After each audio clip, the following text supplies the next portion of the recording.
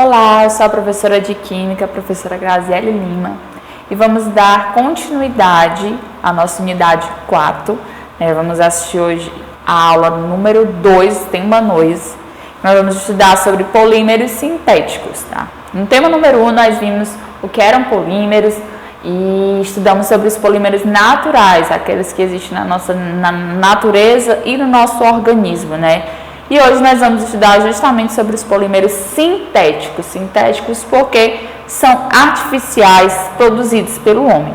E o ser humano, ele desenvolveu vários tipos de polímeros, que apresentam uma série de propriedades que os tornam matéria-prima de maior importância na indústria em geral. Hoje em dia posso dizer para vocês que os polímeros são muito importantes na indústria e no nosso dia a dia. Então, o que genericamente a gente denomina plásticos são polímeros. Todos os plásticos, a maioria dos plásticos, eles são polímeros, né? Que substituem cada vez mais outros materiais, metais, vidros.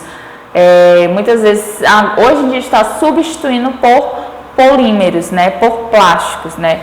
Por causa de suas características, os polímeros sintéticos são produzidos em grande quantidade e atualmente muito dinheiro é investido, principalmente em pesquisa, para se obter um tal polímero com característica X, tá? E também se preocupa bastante com a biodegradabilidade. Nós sabemos, né, que os plásticos eles não são materiais biodegradáveis, né? Então se preocupa bastante com isso, né? Sobre produzir polímeros que sejam biodegradáveis. Então se estuda e se investe muito em pesquisa em relação a isso por conta do planeta, né?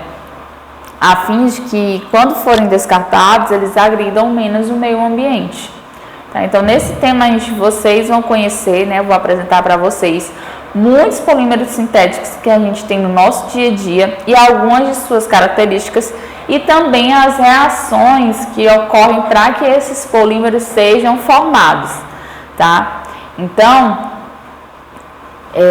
os polímeros, por exemplo, em 1839, Thomas Hancock e Charles Goodyear modificaram a borracha natural, né, que é um polímero, melhorando suas propriedades. Então, aí, em 1839 já começou-se a trabalhar, né, com polímeros, tá?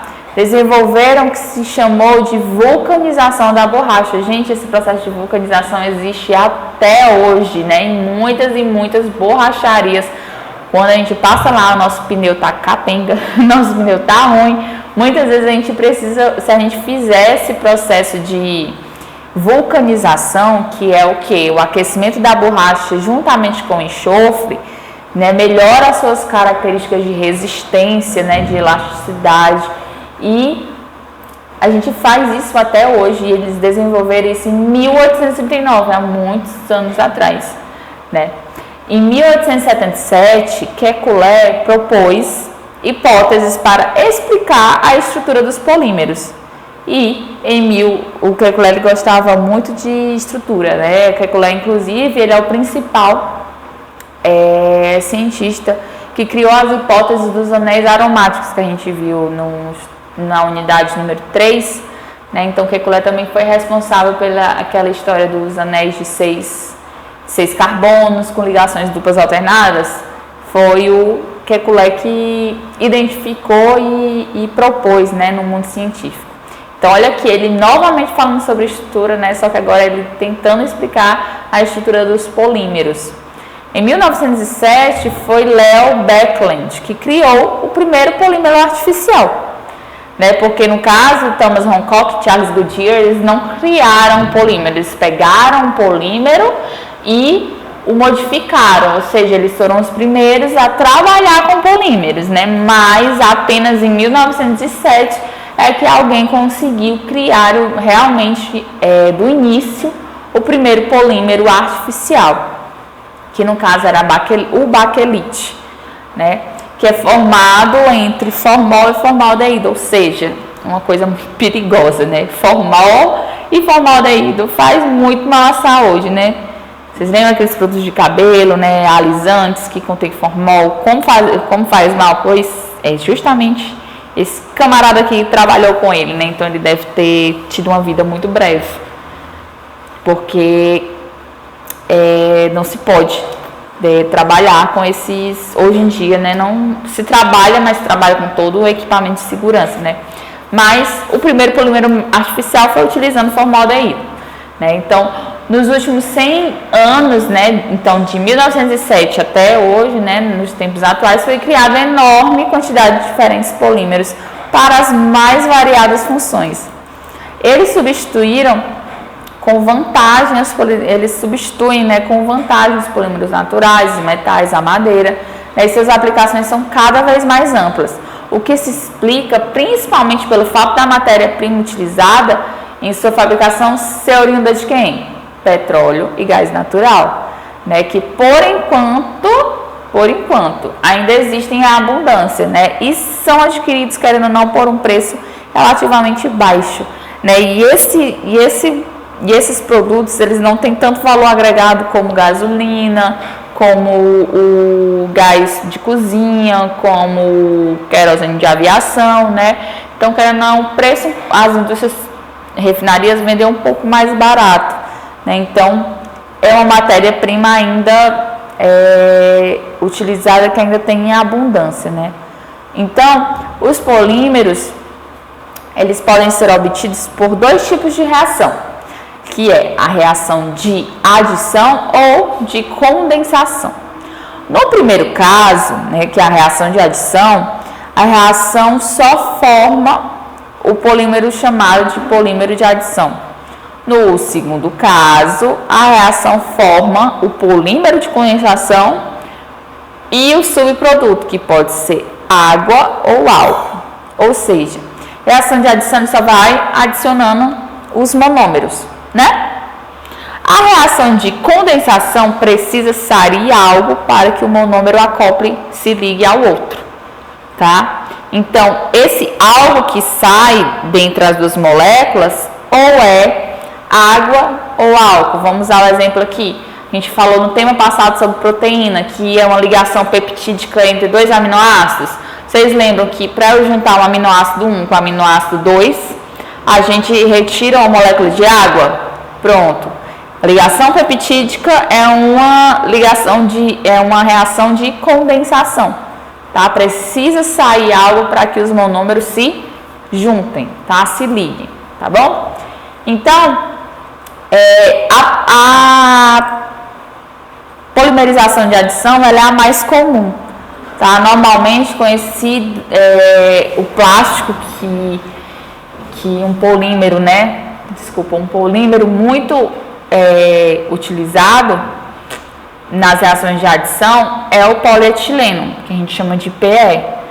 Trata-se de um polímero de adição utilizado das mais diversas maneiras, principalmente em embalagens de garrafa de refrigerante, caixa de água, tubulação, saco de lixo, produto de limpeza, embalagem de produto de limpeza, embalagem de alimento, né? Então, esse polímero, né, que é o polietileno, ele é bastante utilizado no nosso dia a dia. Então, se a gente olhar no slide 4, nós temos alguns usos, né, do polietileno, tá? E como é que se dá essa reação, né, de adição para se formar o polietileno? Então, nós temos o monômero, que o monômero é quem? O etileno, tá? E esse etileno, ele vai se acoplar a outra molécula de etileno e assim sucessivamente, tá? E ocorre essa reação de adição, ela vai ocorrer entre substâncias que têm o quê? Uma dupla ligação. Então, nós temos aqui no etileno uma dupla ligação entre esses dois átomos de carbono. Então, se coloca uma alta pressão, uma alta temperatura e se utiliza catalisador também. Isso faz com que o etileno, essa dupla ligação que existe entre dois carbonos, se quebre e ele se junte ao etileno vizinho, né, ao etileno próximo, né? E isso faz uma reação de polimerização, onde vários etilenos vão se juntar para formar o polietileno. Se vocês olharem aí, né, na reação, a quebra de uma das ligações de dupla ligação abre 2 pontos de formação de novas ligações, né? Quando se quebra a dupla ligação, um monômero pode se ligar aqui e o outro monômero pode se ligar aqui, né? Permitindo a entrada de uma molécula de etileno de cada lado, tá? A reação se propaga assim, formando polímero, tá bom? Então, se vocês olharem no slide 5, nós temos, né, o esqueminha da nossa reação de polimerização do polietileno. Então, nós temos aí o etileno, vocês estão vendo, C dupla, C ligado a hidrogênios, né, uma molécula bem simples. E aí, nós vamos ter a quebra dessa dupla ligação quando a gente se coloca alta temperatura e pressão e também com auxílio dos catalisadores, onde essa dupla ligação vai quebrar e vai formar 2 pontos de ligação, onde os outros etilenos que também quebraram essa dupla ligação vão se ligar. Aí vão formar aí, ó, o polietileno que vocês estão vendo, ó, que são várias moléculas de carbono e hidrogênio ligadas em sequência, tá?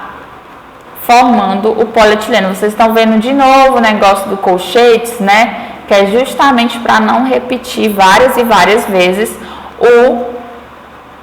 o monômero, né? Então, resumidamente, nós temos o C ligado, resumidamente, nós temos um carbono ligado a carbono, hidrogênios em cima, aí você abre o colchete e coloca o Nzinho de baixo. O Nzinho é realmente o número de repetições do monômero, tá? Então, assim é a formação do polietileno, tá? Existem vários tipos de polietileno, vários tipos de PE.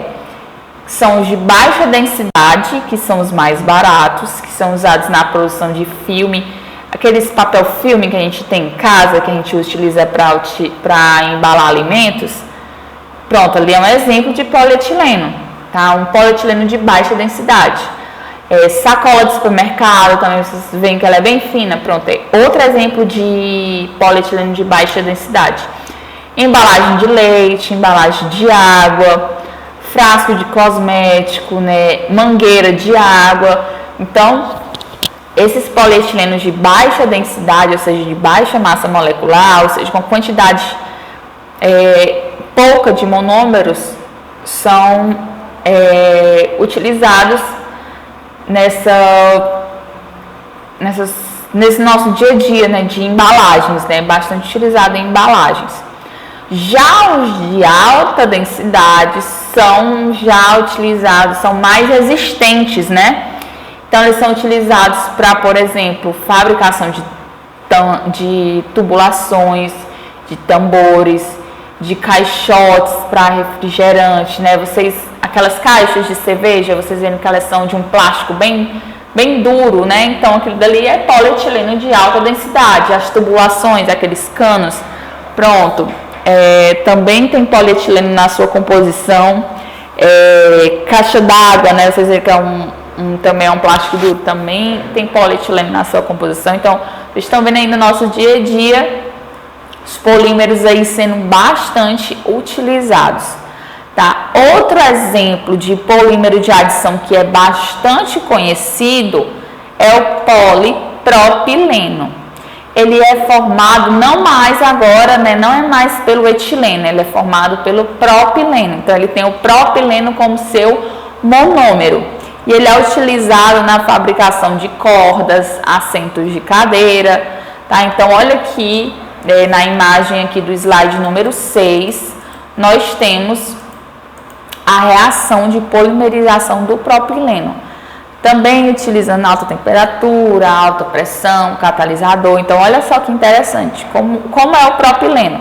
Vocês estão vendo, né, que o propileno são 3 átomos de carbono, né, onde entre um dos pares de átomos de carbono, nós temos uma dupla ligação. Então, vocês estão vendo aí que para ter uma reação de polimerização é interessante termos o quê?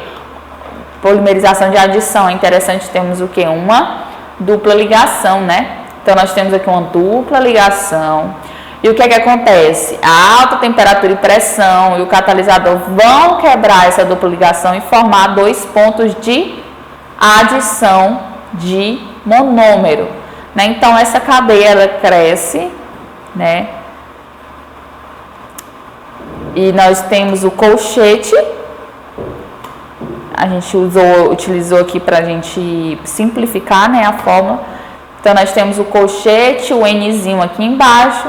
Nós temos a formação do polipropileno, ou seja, esse monômero aqui que está entre colchetes, ele se repete várias e várias e várias vezes. Ele se repete N vezes, né, no caso. Outro exemplo é o poliestireno. O poliestireno é formado pelo monômero estireno, tá? Então, nós temos aqui o estireno, tá? Vocês estão vendo que nós temos de novo uma dupla ligação entre os carbonos. E esse monômero aqui, né, ele é um pouco mais interessante que os outros, porque nós temos a presença de quem? Esse anel aqui de 6 membros com uma bolinha no meio.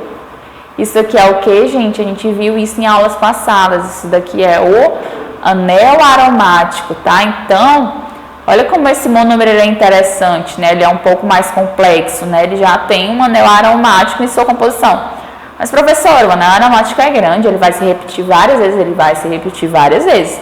Olha só aqui do lado a nossa reação de polimerização.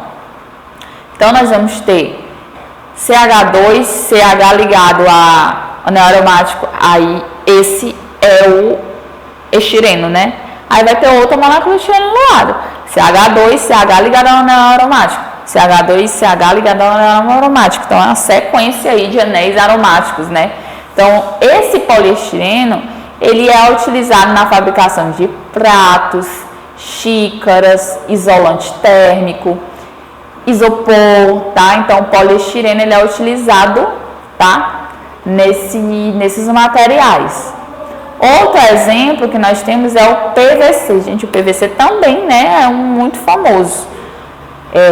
Aqueles plásticos filmes, né, o plástico PVC que a gente chama, olha aí, é o policloreto de vinila, né, que é formado, como o próprio nome diz, pelos monômeros, né, cloreto de vinila e usado na fabricação de filmes, né, que eu falei para vocês, em tubulações. Nós temos aqui o cloreto de vinila, vocês estão vendo que cloreto vem da palavra cloro, né? Se vem da palavra cloro, então não quer dizer que nós vamos ter cloro em sua composição, tá? Se vamos ter cloro em sua composição, nós vamos ter aqui carbono, dupla ligação com outro carbono, né? E o que é que se diferencia o cloreto de vinila com o etileno? É justamente o cloro. Tá? Então, esse átomo cloro aqui de cloro na sua composição, em vez de ser um PE, que é o polietileno, vai ser um PVC, que é o policloreto de vinila. Então, essa é a única diferença dos dois, né? É esse cloro na sua composição. É por isso que ele é utilizado também em coisas parecidas do que o polietileno, né? Embalagem de alimentos, tubulação, né? Então, eles são utilizados mais ou menos para os mesmos fins, né? Então, vamos lá, como é a reação? Nós vamos ter aqui o nosso cloreto de vinila, e nós utilizamos um catalisador, onde novamente essa dupla ligação vai quebrar e novos monômeros vão ser adicionados, né? Então, nós temos aqui o policloreto de vinila, que é o PVC, né? Colchetes, aí carbono ligado a carbono, hidrogênio, hidrogênio, hidrogênio, e o clorozinho lá, de diferenciação entre ele e o polietileno. Outro exemplo, né, é o politetrafluoretileno, que é o famoso Teflon. Tá? Ele é formado pelo monômero tetrafluoretileno. É utilizado como isolante elétrico, revestimento de panela, principalmente revestimento de panelas, né? As famosas panelas de Teflon, né, elas são feitas com esse polímero aqui, vedas roscas, engrenagens. Então, qual é o monômero do Teflon? Né, o monômero do Teflon é o tetrafluoretileno, que é justamente carbono, dupla ligação carbono, e ao invés de nós termos hidrogênios, né, ao redor do carbono, nós temos o que? Flu. né? Esse F aí é o elemento flúor, tá? Então, novamente acontece a reação de polimerização, onde vai ter a quebra da dupla ligação para formar, né, o flúor e para formar o politetrafluoretileno, tá? É um nomezinho um pouco maior do que os outros, né? Um pouquinho mais complicado, trava-línguas quase, né? Então, a gente vai ter uma linha, né, de carbono e vários flúors ligados a ele, né? Uma sequência de flúor e carbono. Então, aqui é o Teflon, o famoso Teflon. O próximo é o PVA, também ele é muito conhecido, porque o PVA a gente utiliza em tintas de parede, tá? Então, aquela tinta PVA, né, é um polímero também, tá? É o poliacetato de vinila, que é um polímero formado pela adição de monômeros acetato de vinila utilizado em tintas de parede. Então, olha como esse também é um pouquinho mais, é um monômero um pouco mais complexo, né? Diferente do Teflon, ele é um pouquinho mais, tem um éster, né, em sua composição. Professor, onde é que está esse éster? Olha só, vocês estão vendo essa dupla ligação oxigênio, uma simples oxigênio e o CH3, pronto. Esse daqui é um éster, tá? A gente viu isso em aulas passadas também. Tá? E onde é que vai acontecer essa ruptura da dupla ligação? Vai acontecer entre oxigênio e carbono? Não. Essa dupla ligação vai ser rompida entre carbono e carbono, tá? E aí os monômeros vão ser adicionados, nós vamos ter aqui a formação do nosso PVA, colchete, nunca se esqueçam, tá? Os polímeros, eles são representados por esses colchetes aqui. E colchete, o Nzinho e o nosso monômero que vai se repetir várias vezes. Então, gente, vale salientar que a gente viu aqui, né, quais foram os polímeros que a gente viu. A gente viu o PE, que é o polietileno, a gente viu o polipropileno, a gente viu o poliestireno, o PVC, o Teflon, o PVA. E vocês viram que a gente utiliza nosso dia a dia mesmo, né, aqui na garrafinha aqui, que nós temos aqui, né, nosso dia a dia, nós temos a presença dos polímeros, né? E vale salientar que todos esses polímeros que eu falei para vocês até agora são o que a gente chama de polímeros homopolímeros, tá? Já que é um mesmo tipo de monômero que os forma. Como assim, professora? Vocês estão vendo que quem se repete aqui é o mesmo monômero. Mas existem polímeros que não é o mesmo monômero, tipo, eu tenho 2 monômeros, 3 monômeros diferentes e essa sequência se repete. Aqui não, nesse caso nós só temos um monômero e é esse monômero que se repete várias vezes. Então é o que a gente chama de homopolímero. Homo, ele significa igual, né? Então igual polímeros, igual partes, igual muitas partes, né? Então, nós vamos ter a mesma parte sendo adicionada, né? A mesma parte sendo adicionada, tá bom? Então, o Teflon, o PVA, o PE, o PVC são exemplos de homopolímeros, tá bom? Então, além dos polímeros de adição, que foram todos esses que a gente viu agora, nós temos também os polímeros de condensação, que é formado por reações entre monômeros que apresentam grupos funcionais reativos. Na reação, além de formar o polímero, né, são eliminadas pequenas moléculas, como molécula de água, molécula de álcool. Então, veja o exemplo aqui do slide número 9. Nós temos o etileno glicol, qual é o grupo funcional do etileno glicol? E qual é o grupo funcional do ácido tereftálico, que está aqui do lado? Olha para eles e me diz aí qual é o grupo funcional de cada um. A gente estudou esses grupos funcionais na unidade número 3.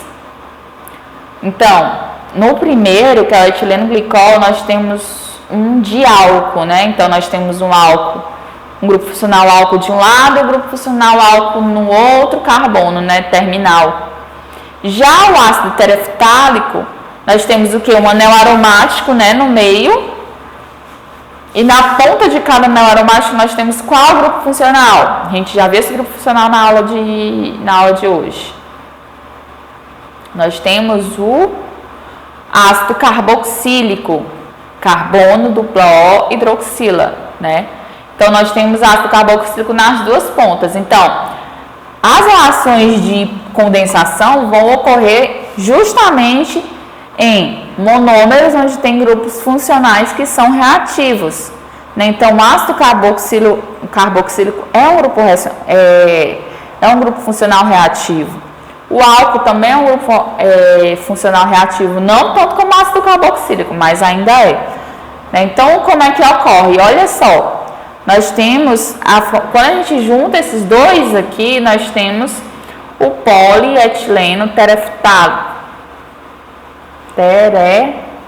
terefilato.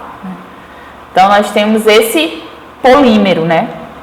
E vocês estão vendo qual é a diferença entre entre o polímero e o etileno glicol e o ácido tereftálico? É justamente a saída de quem? A saída de molécula de água, né? Então, quando a gente olhou os exemplos do polímero de adição, que foram os anteriores, né, não tinha essa formação de água aqui não, né? Era só o polímero limpo e seco. Agora, toda vez que a gente tiver uma polimerização de condensação, nós vamos ter a saída, né, de uma moléculazinha pequena, né?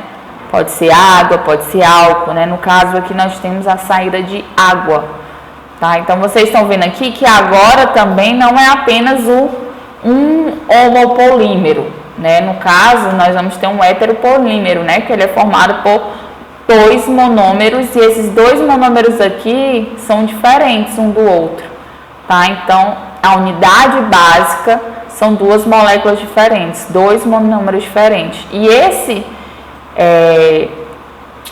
esse monômero aqui, ele vai se repetir várias e várias e várias vezes. Nós vamos ter N saídas de moléculas de água também, né? Então, essa reação de polimerização é um pouquinho mais complicada, né, do que as reações de adição. Então, um polímero de condensação muito conhecido é o poliéster, né? O poliéster, ele é utilizado, né, em roupas, né, roupas de poliéster, né? A sua principal utilização, né, do poliéster é na fabricação de fibras têxteis, né, de tecido, corda, garrafa, tinta em pó, verniz, né, mas a que a gente mais conhece, mais ouviu falar, né, na fabricação de roupas mesmo, né. O poliéster, ele é obtido pela reação entre o álcool e o ácido carboxílico, que formam um éster, por isso o nome poliéster. Olha só que inusitado. Então, esse poliéster, né, ele vai também liberar água como subproduto, tá? Então, não é só o poliéster que é formado, as moléculas de água aí também vão sair na formação, tá bom? Então, outro exemplo são as poliamidas, né? As poliamidas são utilizadas na produção de filme, de fibra, de plásticos de engenharia, né, que a gente chama, que são válvulas, tanques, engrenagens. E a gente tem um exemplo de poliamida aqui no slide número 10, que é o nylon 66.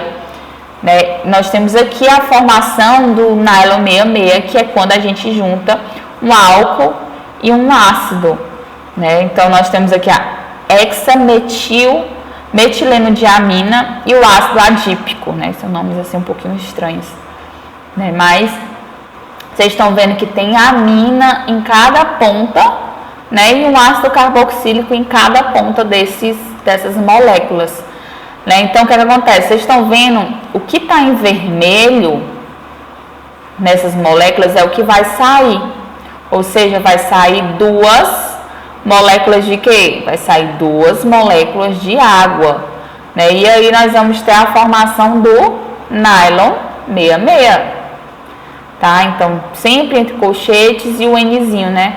Então, gente, o monômero, olha o tamanho desse monômero aqui do nylon 66, né? Nós temos o que aí? Nós temos 3, 6, 12 átomos de carbono. Então, vocês estão vendo que esse monômero aqui ele é um pouco, já um pouco maior do que os outros monômeros que a gente viu até agora, né? Então, esse nylon 66 é um tipo de fibra, né, que a gente vê muito no nosso dia a dia. Outro exemplo de polímero de condensação é a fibra sintética de aramida, que ela é utilizada em coletes à prova de bala e em blindagem de veículos. Olha só, um polímero ele é utilizado, né, em fabricação de coletes, né, à prova de bala, que é o chamado fibra sintética de aramida, que se chama, né. Nós vamos ter o benzodiamida e o ácido, olha o ácido tereftálico de novo aí, né, ele é bastante reativo, então ele é bastante utilizado. E aí nós vamos ter a saída também de 2 moléculas de água para formar a fibra sintética de aramida, tá? Então, os polímeros de condensação, eles em geral são formados por 2 ou mais monômeros distintos, que é o que a gente chama de copolímeros, tá? Então, quando a gente tem aqui 2 monômeros diferentes, né, a gente chama eles de copolímeros, heteropolímeros, né? E aí, nós vamos ter também os biopolímeros, né? Os biopolímeros são os polímeros naturais e os produzidos a partir de fontes renováveis. Procurando minimizar a ação sobre o meio ambiente, há pesquisas em desenvolvimento para a produção de biopolímeros a partir de fontes renováveis, como, por exemplo, milho e cana-de-açúcar.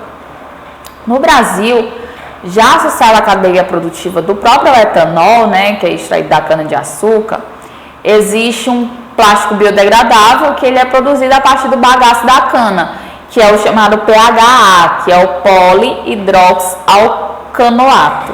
Tá? Na produção dele, bactérias agem sobre o bagaço, gerando esse PHA. E o produto obtido ele é retirado e utilizado na síntese do polímero, que além de ser derivado de um recurso renovável, ele é o que? Biodegradável, era o que a gente estava falando, né? Sobre biodegradabilidade dos plásticos, né? Os plásticos, eles não são muito biodegradáveis, né? Ficam aí anos e anos e anos e anos para se decompor na natureza. Olha só que coisa interessante essa nossa nova fonte de pesquisa, que são os biopolímeros, que é justamente você produzir polímeros a partir de fontes renováveis, né? Ao invés de produzir a partir do petróleo e do gás natural, né? Produzir a partir de fontes renováveis, como por exemplo milho e cana-de-açúcar. Porque essas produções, né? Essa cadeia produtiva, ela já é bem fundamentada, né? Por exemplo, a cadeia da cana-de-açúcar, a cadeia produtiva dela é aquilo, né? Gera bastante bagaço. Utiliza-se um resíduo dessa cadeia produtiva para se produzir um produto de valor agregado, que torna ainda mais interessante, né? Mas além disso, né, é mais interessante ainda por ser um material biodegradável. Esse plástico, no caso, ele é usado principalmente em materiais descartáveis, como copo, talher, saco de lixo, sacola, embalagem, garrafa de água, de suco. Então, vocês estão vendo que pode ser utilizado bastante, né? Estão fazendo-se estudos agora para substituir fralda descartável e sacola de supermercado por esse bioplástico, né? Justamente por essa contribuição que seria para o meio ambiente, né? Então, aqui no slide número 13, nós temos a estrutura de 2 biopolímeros, um natural e um sintético, e ambos são biodegradáveis.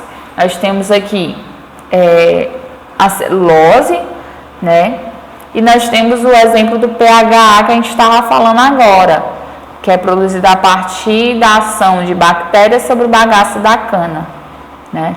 Então, vocês estão vendo aqui a celulose, que é um polímero natural, né? Mas a gente não enquadra ele como um biopolímero porque ele já existe na natureza e tal.